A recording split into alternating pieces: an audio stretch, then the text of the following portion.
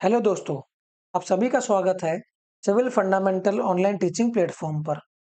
तो दोस्तों, जैसा कि आप सब जानते हैं, हमने एक कंसेप्ट बूस्टर सीरीज स्टार्ट की हुई है।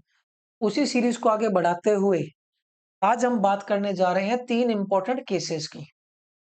और वो ऐसे केसेस हैं जो कोई कहता है कि स्ट्रेंथ ऑफ मटेरियल का पार्ट है और कोई कहता है स्ट्रक्चर का पार्ट है। तो कहीं ना कहीं वो मिस हो ही जाते हैं और इन पर ऑब्जेक्टिव काफी पूछे जाते हैं आजकल किसी ना किसी एग्जाम के अंदर। अब वो केसेस हैं क्या? उसमें क्या पूछा जाता है? वही चीज़ें हमें आज डिस्कस करनी है। तो मैं सबसे पहले में एक ब्रीफ इंट्रोडक्शन दे देता हूँ। सबसे पहले जैसे कि हमारा केस 1 है। अब केस 1 में बोल रखा है fix beam carries point load at its centre और नीचे एक फिक्स बीम बना भी रखा है। अब इसका कोई ना कोई शियर फोर्स डायग्राम और बेंडिंग मोमेंट डायग्राम तो बनेगा। बिल्कुल बनेगा सर। तो मुझे ये बताना है कि इसमें कितने नंबर ऑफ पॉइंट ऑफ कॉन्ट्राफ्लेक्सर होंगे और पॉइंट ऑफ कॉन्ट्राफ्लेक्सर का कितने डिस्टेंस पर होगा सपोर्ट से, या अगर एक से ज्यादा पॉइंट ऑफ कॉन्ट्राफ्लेक्सर है तो उनके बीच का डिस्टेंस क्या है। सपोर्ट पर बेंडिंग मोमेंट टू सेंटर पर बेंडिंग मोमेंट का रेशो क्या है, और जो फिक्स सपोर्ट पर बेंडिंग मोमेंट आती है जिसे हम बोलते हैं फिक्स्ड मोमेंट, उसकी वैल्यू क्या है। इस एक क्वेश्चन एक टॉपिक पर 4-5 चीजें इस तरह से पूछी जाती हैं। एक एक करके सारी चीजें डिस्कस करते हैं, ध्यान से समझना इस चीज को। एक फिक्स बीम सेंटर पे पॉइंट लोड लग रहा है। जब सेंटर पे पॉइंट लोड लगता है, फिक्स्ड एंड मूवमेंट जनरेट होती है सबसे पहले किसी बीम के अंदर। क्यों? क्योंकि फिक्स सपोर्ट के पास बेंडिंग मोमेंट कैरिंग एबिलिटी होती है। ये आपको याद रखना है, हमने इसे स्ट्रक्चर में डेराइव भी कर रखा है। तो ये होता है WL/8। इसे बोलते हैं फिक्स्ड एंड मूवमेंट्स। अब लोड लग रहा है सेंटर पर और सेक्शन है सिमेट्रिकल। तो अगर ऐसा है तो यहां पर जो रिएक्शन होगी वो W/2 हो जाएगी ए पर, और बी पर भी जो रिएक्शन होगी वो W/2 ही हो जाएगी। ठीक है। अब रिएक्शन पता चल गई, मूवमेंट पता चल गया। अब तो मैं शियर फोर्स और बेंडिंग मूवमेंट डायग्राम बना सकता हूं। चलो बना देते हैं। तो सबसे पहले ए पॉइंट पर एक रिएक्शन लग रही है जिसका मैग्नीट्यूड है W/2। ए से बी तक कोई भी लोड नहीं लग रहा तो शियर फोर्स हो जाएगा कांस्टेंट। बी पॉइंट पे लोड आ रहा है डब्ल्यू का, मतलब डबल, W/2 से दुगना, मतलब जितना ऊपर था उतना ही ये नीचे चला जाएगा। That means it's W/2। सी से बी पर फिर कांस्टेंट है चीज, कोई भी लोड ही नहीं लग रहा सी से बी के बीच में। बी पॉइंट पर फिर एक रिएक्शन लग रही है ऊपर की तरफ जिसका मैग्नीट्यूड है W/2। क्लियर है इतना पार्ट? चलिए अब बनाते हैं बेंडिंग मोमेंट डायग्राम। और बेंडिंग मोमेंट डायग्राम के लिए मैं ये बोलता हूं कि जो शियर फोर्स का एरिया होता है वही होता है बेंडिंग मोमेंट डायग्राम। ठीक है। एक एरिया पॉजिटिव है, एक एरिया नेगेटिव, और डिस्टेंस है L/2 एंड L/2। ठीक है। ये है ए, ये है बी, और ये है सी। अब जिस पॉइंट पर कपल लगता है उस पॉइंट पर सडन ड्रॉप हो जाता है बेंडिंग मोमेंट डायग्राम। ये हमने स्ट्रेंथ ऑफ मटेरियल में पढ़ रखा है। ए पॉइंट पर जो बेंडिंग मोमेंट डायग्राम है वो ड्रॉप हो जाएगा। कितने मैग्नीट्यूड से? WL/8, क्योंकि वही मोमेंट आ रहा था फिक्स्ड एंड पर। अब -WL/8 में जब मैं प्लस इसका एरिया ऐड करूंगा तो मुझे सी पॉइंट पे मूवमेंट मिल जाएगा। पिछले मूवमेंट में अगला एरिया ऐड करते जाना या सब्ट्रैक्ट करते जाना, आपको उस पॉइंट का मूवमेंट मिल जाएगा। तो ए से सी के बीच का एरिया है WL/4। तो जब -WL/8 में मैं WL/4 ऐड करूंगा तो ये वैल्यू आएगी WL/8 पॉजिटिव का, और ट्रायंगुलर वेरिएशन जाएगा। ठीक है, सिमेट्रिकल सेक्शन है तो एज इट इज मैंने इसे नीचे भी भेज दिया, ये WL/8, और यहां पर भी मैक्सिमम पॉजिटिव मूवमेंट WL/8। ये पार्ट समझ में आया। कितने पॉइंट ऑफ कॉन्ट्राफ्लेक्सर हुए इसके अंदर? इसके अंदर 2 पॉइंट ऑफ कॉन्ट्राफ्लेक्सर हुए, और इस चीज को ध्यान रखना कि जितने सपोर्ट्स पर बेंडिंग मूवमेंट रेजिस्टेंस होगा, जैसे यहां पर ए सपोर्ट पर भी बेंडिंग मूवमेंट रेजिस्ट हो रहा है और बी पर भी, तो जितने सपोर्ट्स पर बेंडिंग मूवमेंट रेजिस्ट होगा उतने कम से कम पॉइंट ऑफ कॉन्ट्राफ्लेक्सर तो बनेंगे। तो यहां पर 2 पॉइंट ऑफ कॉन्ट्राफ्लेक्सर बने। ठीक है, अब अगर मैं सिमिलर ट्रायंगल की बात करूं, एसी स्पैन पर 2 सिमिलर ट्रायंगल बन रहे हैं, फर्स्ट एंड सेकंड, दोनों का वर्टिकल डिस्टेंस बराबर है, तो इसका मतलब दोनों का हॉरिजॉन्टल डिस्टेंस भी बराबर ही होगा। तो ये होगा L/4 और ये होगा L/4, same as it is, यहां पर भी L/4 और ये भी L/4। तो सपोर्ट से कितनी दूरी पर पॉइंट ऑफ कॉन्ट्राफ्लेक्सर लाई करा? L/4 पर। ये ऐसा बोला जाए, distance between point of contraflexure, 2 points of contraflexure के बीच का डिस्टेंस कितना हुआ? L/2। तो क्वेश्चन सिर्फ एक रहेगा, क्वेश्चन में बोलेगा एक फिक्स बीम में सेंटर पे पॉइंट लोड लग रहा है, तो ये बता दो point of contraflexure, number of point of contraflexure कितने होंगे? 2। Distance of point of contraflexure from either end, मतलब किसी भी एंड से distance of point of contraflexure कितना होगा? L/4। अगर पॉइंट ऑफ कॉन्ट्राफ्लेक्सर के बीच का डिस्टेंस निकालना पड़े तो वो होगा L/2। ठीक है, और bending movement at centre to bending movement at support, या support to centre, M support to M centre, इसका रेशियो अगर निकालना पड़े तो ये होगा 1:1, क्योंकि सेंटर और सपोर्ट पर बेंडिंग मूवमेंट बराबर है। और जो फिक्स्ड एंड मूवमेंट्स हैं, एंड पर जो मूवमेंट आया है वो है WL/8। ये 5 तरह के क्वेश्चन पूछेगा, स्टेटमेंट सिर्फ एक होगी कि भैया फिक्स बीम में सेंटर पे पॉइंट लोड लग रहा है। ठीक है, चलिए अगले पार्ट पर चलते हैं। अगला क्वेश्चन कह रहा है a fix beam carries uniformly distributed load. बिल्कुल ठीक बात है सर। जब यूडीएल लग रहा है सारे पर और सेक्शन सिमेट्रिकल है, तो रिएक्शन हो जाएगी आधी, टोटल लोड होगा W/L, और वो आधा आधा डिस्ट्रीब्यूट होगा सपोर्ट्स पर। ठीक है सर, कर दिया सर फिर हमने, चलो कर दिया तो शियर फोर्स डायग्राम बनाते हैं। ए पॉइंट पर रिएक्शन ऊपर जा रही है WL/2। सी पॉइंट तक आते आते, मतलब अगर 1 मीटर पर W किलो लोड है तो L/2 मीटर पर कितना होगा? WL/2। और नीचे की तरफ आ रहा है तो मतलब ये सारा का सारा सेंटर पे पहुंचते ही 0 हो जाएगा, सेम एज इट इज आगे जाएगा, और यहां पर फिर ऊपर की तरफ रिएक्शन गई WL/2। एक पॉजिटिव एक नेगेटिव डिस्टेंस जो है वो L/2, और यहां पर भी L/2।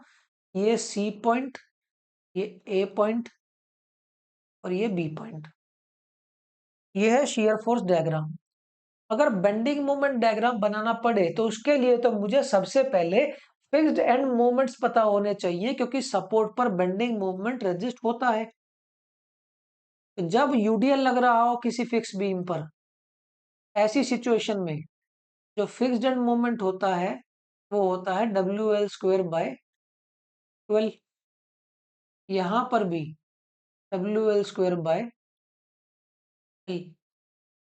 ठीक है, तो चलिए अब बनाते हैं इसका बेंडिंग मोमेंट डायग्राम। जब बेंडिंग मोमेंट डायग्राम बनाएंगे तो सबसे पहले तो चीजें नीचे जाएंगी। कितना नीचे? WL² / 12। ठीक है सर। उसके बाद हमारा ये एरिया है, ये एरिया है पॉजिटिव, एरिया को ही ऐड करते हैं क्योंकि शियर फोर्स का जो एरिया होता है वही बेंडिंग मोमेंट होता है। तो चलो करके देख लेते हैं इसे। अब अगर मैं माइनस WL²/12 में ऐड कर दूं half base into height, triangle का एरिया होता है हाफ बेस इंटू हाइट, तो ये आएगा WL²/8। क्लियर है पार्टी वाला? ठीक है। अब अगर इसे मैं सॉल्व करता हूं तो मेरी वैल्यू निकल करके आती है WL²/24, जो कि सेंटर पर मूवमेंट होगा। और शियर फोर्स ट्रायंगुलर है तो बेंडिंग मूवमेंट पैराबोला बनेगा। क्लियर है पार्टी वाला? तो ये पैराबोला बन गया इतनी वैल्यू के साथ WL²/24। और सिमेट्रिकल सेक्शन है तो एज इट इज नीचे लगा देंगे इसे। यहाँ पर ये WL²/12 क्योंकि क्लॉकवाइज कपल था तो जंप कर जाएगा। क्लियर है पार्टी वाला? तो दो सपोर्ट पर बेंडिंग मोमेंट रेजिस्टिंग एबिलिटी थी। जब दो सपोर्ट पर बेंडिंग मोमेंट रेजिस्टिंग एबिलिटी थी तो पॉइंट ऑफ कॉन्ट्राफ्लेक्सर भी कम से कम दो ही होंगे, ज्यादा हो सकते हैं। आपको ये देखना है कितने सपोर्ट पर बेंडिंग मोमेंट कैरिंग एबिलिटी है। अगर ये पता चल गया तो कम से कम उतने पॉइंट ऑफ कॉन्ट्राफ्लेक्सर तो होंगे। ठीक है। अब ये पॉइंट ऑफ कॉन्ट्राफ्लेक्सर कितनी दूरी पर आएंगे वो तो मुझे नहीं पता। ठीक है। या इन पॉइंट ऑफ कॉन्ट्राफ्लेक्सर के बीच का डिस्टेंस क्या होगा वो भी मुझे नहीं पता, और यही चीज मुझे निकालनी है। तो मैं लिखता हूं पॉइंट ऑफ कॉन्ट्राफ्लेक्सर। ठीक है। अब ये कैलकुलेट कैसे करते हैं? मैं मान के चलता हूं किसी एक्स डिस्टेंस की दूरी पर, ये मैंने मान लिया कि किसी एक्स डिस्टेंस की दूरी पर जो बेंडिंग मूवमेंट है वो जीरो हो रहा है। किसी एक्स डिस्टेंस की दूरी पर बेंडिंग मूवमेंट जीरो है। तो मैं मूवमेंट कैलकुलेट करता हूं फिर। तो सबसे पहले रिएक्शन का इफेक्ट, या इधर लिखता हूं bending movement at a distance x is equal to 0। ठीक है। तो WL/2 × x, ये तो रिएक्शन की वजह से हो गया, माइनस WX²/2, ये यूडीएल की वजह से हो गया WX × x/2। और एक कपल भी लग रहा है, minus WL²/12 equal to 0। Part समझ में आया? ठीक है। अब यहां से जब मैं इसे सॉल्व करता हूं एलसीएम वेलसीएम ले करके, और W तो उधर जाके 0 हो जाएगा, तो ये वैल्यू आएगी 6LX minus 6x² - L² equals to 0। या इसे और सिंप्लीफाई करूं तो 6x² - 6LX plus L² equals to 0। अब यहां से मैं इसके फैक्टर कैलकुलेट कर सकता हूं। इसके फैक्टर कैसे कैलकुलेट करे जाते हैं? अगर मुझे x निकालना है तो -b plus minus √b² - 4ac divided by 2a, जिसमें b जो है वो -6l है, ये वाला। a जो है वो 6 है, और c जो है वो है -L²। हम वैल्यू पुट करेंगे और आंसर कैलकुलेट कर लेंगे। जो आंसर निकल करके आएगा, हमारा इंपॉर्टेंट एस्पेक्ट सिर्फ वो है। ठीक है। तो हमारा आंसर जो निकल करके आ रहा है वो आ रहा है 0.211L। ये भी 0.211L। तो जब ओवरऑल लेंथ में से 0.211L माइनस करूंगा तो वैल्यू कितनी निकल करके आएगी? 0.578L। ये है पॉइंट ऑफ कॉन्ट्राफ्लेक्सर का डिस्टेंस। ठीक है। चलिए, तो कम से कम पॉइंट ऑफ कॉन्ट्राफ्लेक्सर कितने हो गए? 2। ठीक है। पॉइंट ऑफ कॉन्ट्राफ्लेक्स का distance from the ends, and से कितना डिस्टेंस हो गया? 0.211L। Point of Contra flexor के बीच का डिस्टेंस कितना निकाला हमने? 0.578L। ठीक है। बेंडिंग मूवमेंट का रेशो सपोर्ट टू सेंटर मतलब WL²/12 डिवाइडेड बाय WL²/24। तो इसकी वैल्यू कितनी निकल करके आई? 2:1। और एंड पर जो फिक्स्ड एंड मूवमेंट आता है उसकी वैल्यू कितनी है? WL²/12। ये क्वेश्चन सारे पूछे जाते हैं एग्जाम के अंदर, बट अगर मुझे कोई क्वेश्चन पूछना पड़े तो मैं कौन सा पूछूंगा वो बता देता हूं कि पॉइंट ऑफ कॉन्ट्रा फ्लेक्सर का डिस्टेंस बता दो। कहां से? फ्रॉम सेंटर से। अब सेंटर से अगर करेंगे तो इसका हाफ कर देंगे 0.578 का। तो ये वैल्यू कितनी आएगी? 0.28 अप्रोक्सीमेट 9 मेरे हिसाब से। 0.289 वैल्यू रहेगी। ठीक है, बाकी सब्ट्रैक्शन आप कर लेना। मुझे अगर कोई क्वेश्चन पूछना हो तो मैं ये क्वेश्चन पूछूंगा। अब देखो कितने क्वेश्चन फ्रेम हो गए? 0.211L, 0.578L, 0.289L। पूछेगा क्या ये एग्जामिनर को डिसाइड करने दो। ये 6 से 7 ऑब्जेक्टिव क्वेश्चन है जो एग्जाम में पूछे जाते हैं।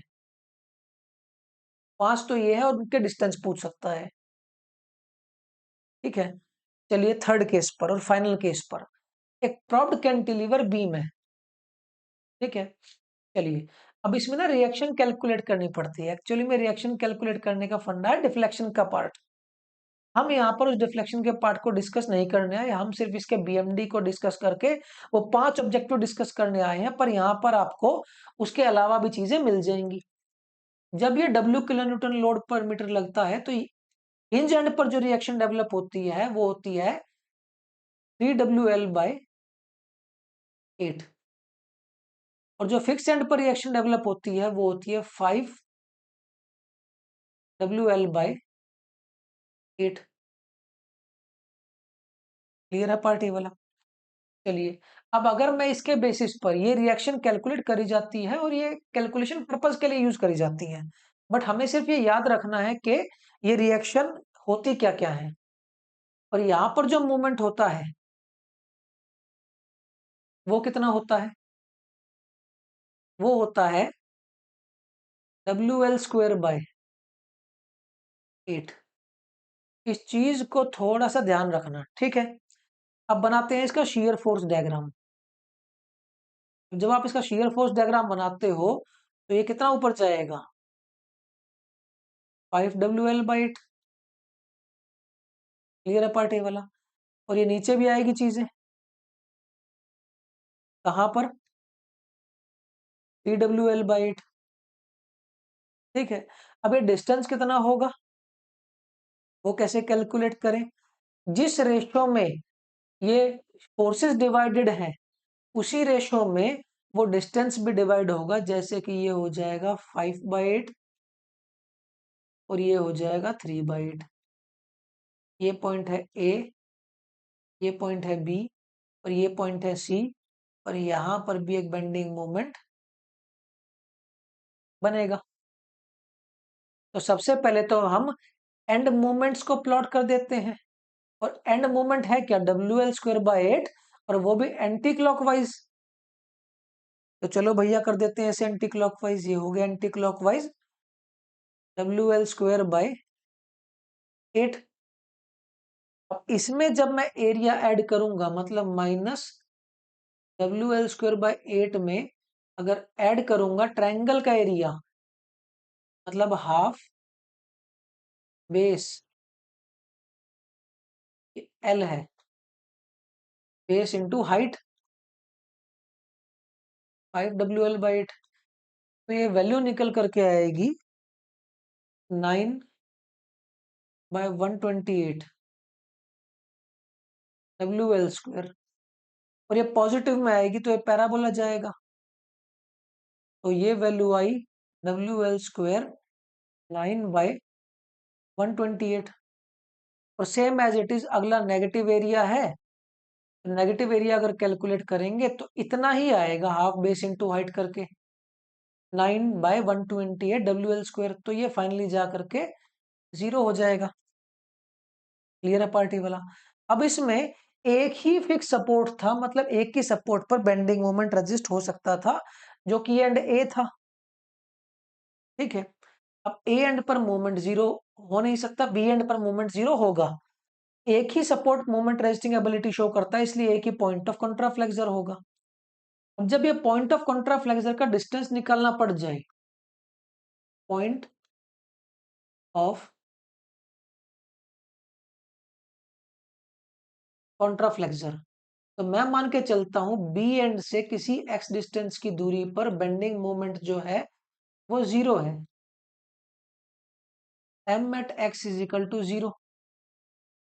तो ये वैल्यू कितनी निकल करके आएगी? -3WL/8 into x plus WX² 2 equals to 0। UDL की वजह से मूवमेंट WX इंटू x/2। तो यहां से जब मैंने x की वैल्यू कैलकुलेट करी वो आई 3/4L। तो एग्जामिनर पूछेगा कि प्रॉप्ड एंड से कितनी दूरी पर पॉइंट ऑफ कॉन्ट्राफ्लेक्सर आता है, तो ये बोलेंगे 0.75L, या इसे 3/4L भी बोला जा सकता है। और फिक्स्ड एंड से L/4 बोल लो या 0.25L बोल लो। क्लियर है? तो पॉइंट ऑफ कॉन्ट्राफ्लेक्सर कितने हो गए इसमें? 1। दोनों एंड से पॉइंट ऑफ कॉन्ट्राफ्लेक्सर अलग अलग डिस्टेंस पर होगा। अगर मैं बात करूं फ्रॉम सपोर्ट्स, अगर फिक्स एंड की बात करूं, फिक्स एंड से होगा L/4 पर, और प्रॉप्ड एंड से होगा 3L/4 पर। क्लियर है? सपोर्ट्स पर रिएक्शन कितनी होगी? जो फिक्स्ड एंड पर रिएक्शन होगी वो होगी 5WL/8, और प्रॉप्ड एंड पर रिएक्शन कितनी होगी? 3WL/8। अब फिक्स्ड एंड मूवमेंट कितना होगा? WL²/8। और अगर finally movement at centre to movement at support पूछ ले, तो वो वैल्यू कैसे कैलकुलेट करोगे?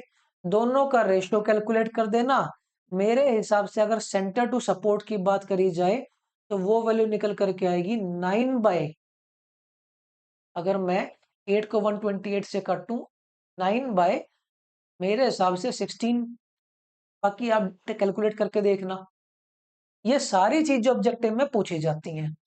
ये 15-16 क्वेश्चन है जो एग्जाम में रिपीट मोड पे पूछे जाते हैं। क्लियर है पार्टी वाला? तो ये केस स्टडी थी इंडिटरमिनेट बीम्स की, जिसमें हमने 3 केसेस पढ़े। तो दोस्तों, इसी के साथ हमारी बूस्टर सीरीज की क्लास यहीं पर कंप्लीट होती है। आप सभी चैनल से जुड़े रहिए ताकि आने वाले समय में आप इंपॉर्टेंट कंसेप्ट सीख सकें। हमने बूस्टर सीरीज की एक वीडियो की एक प्लेलिस्ट बनाई है, जिसका लिंक आपको डिस्क्रिप्शन में मिल जाएगा। और इस क्लास की पीडीएफ के लिए हमें आप टेलीग्राम ग्रुप पर ज्वाइन करें, और पेड कोर्स के लिए सिविल फंडामेंटल ऐप को डाउनलोड करें।